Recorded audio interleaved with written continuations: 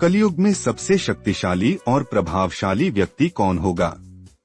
एक अद्भुत और रहस्यमयी कथा। यह कथा एक रहस्यमय संत की है जिनका नाम कालज्ञानी बाबा था। यह बाबा हिमालय की कंदराओं में तपस्या करते थे।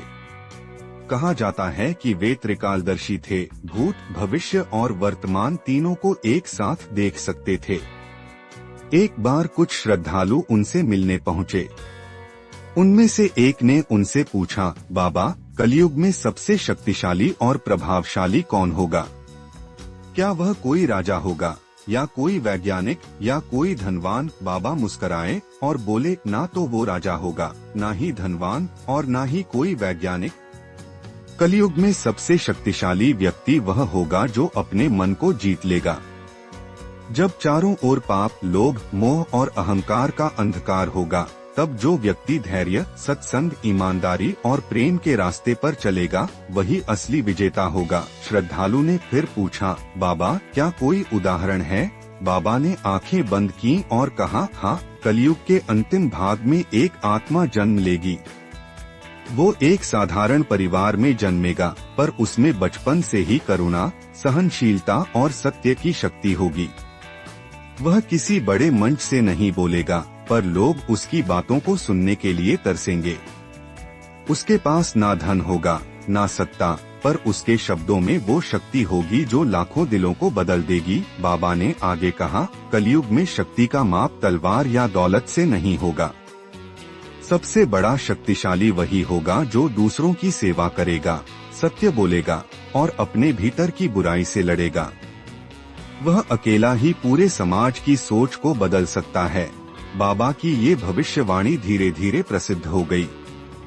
वर्षों बाद जब सचमुच एक ऐसे व्यक्ति का जन्म हुआ जिसने अहिंसा, प्रेम और सेवा से लाखों का जीवन बदल दिया, लोगों को याद आया, यही तो वो कलयुग का शक्तिशाली इंसान है जिसकी बात बाबा ने की थी। सीख, कलयुग में सबसे बड़ी शक्ति धन या बल नहीं, चरित्र, सत्य और सेवा की होगी। जो दूसरों के लिए जिएगा वही सच्चा विजेता होगा। कलयुग में सबसे शक्तिशाली कौन? एक पौराणिक गूढ़ रहस्य स्थान, नैमिषारण्य, एक प्राचीन तपोभूमि। समय, कलयुग का प्रारंभ।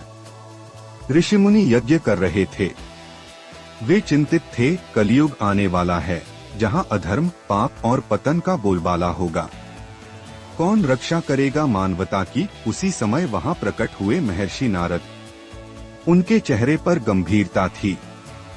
उन्होंने कहा, हे मुनियों, कलयुग में जब धर्म का पतन होगा तब पृथ्वी की रक्षा दो शक्तियां करेंगी, एक गुप्त रूप में छिपे भगवान हनुमान और दूसरी भविष्य में आने वाले कल की अवतार हनुमान जी की कलयुग में उपस्थिति। नारद बोले, हनुमान जी को अमरता का वरदान स्वयं श्री राम ने दिया है। वे आज भी जीवित हैं, हिमालय, गंधमादन, कांचीपुरम, चित्रकूट जैसे स्थानों में छुपे हुए। जब भी कोई सच्चा भक्त संकट में पड़ेगा, हनुमान वहीं प्रकट होंगे, भले ही अदृश्य रहें, पर उनका हाथ हर धर्मात्मा के सिर पर होगा।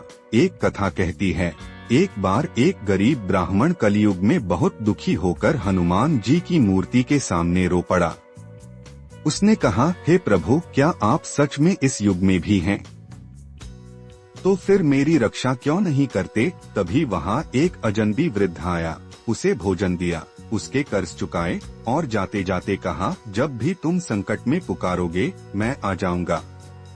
बस अपना मन सच्चा और हृदय पवित्र रखना। वो वृद्ध कोई और नहीं, स्वयं हनुमान जी थे, जो हर युग में अपने भक्त की रक्षा करते हैं। कल की अवतार, कलयुग का अंत और पुनर्जन्म का रहस्य महर्षि नारद ने आगे बताया। जब कलयुग अपने चरम पर होगा और पाप इतना बढ़ जाएगा कि पृथ्वी कांप उठेगी, तब भगवान विष्णु का अंतिम अवतार कल की एक ब्राह्मण परिवार में जन्म लेंगे। उनके हाथ में होगा चमचमाता खड्ग, तलवार और उनका वाहन होगा देवदत्त घोड़ा। कल की अकेले ही समस्त अधर्मियों का नाश करेंगे और फिर सत्ययुग की पुनः स्थापना होगी। निष्कर्ष, तो कलयुग में सबसे शक्तिशाली कौन? आज के युग में हनुमान जी, जो अदृश्य रूप में हमारे साथ हैं। भविष्य में कल की अवतार, जो धर्म की पुनः स्थापना करेंगे। और आज के हर इंसान में भी छुपा है बलशाली योद्धा, जो सत्य बोले, धर्म का पालन करे और दूसरों के लिए जिए। वही है कलयुग का असली शक्तिशाली।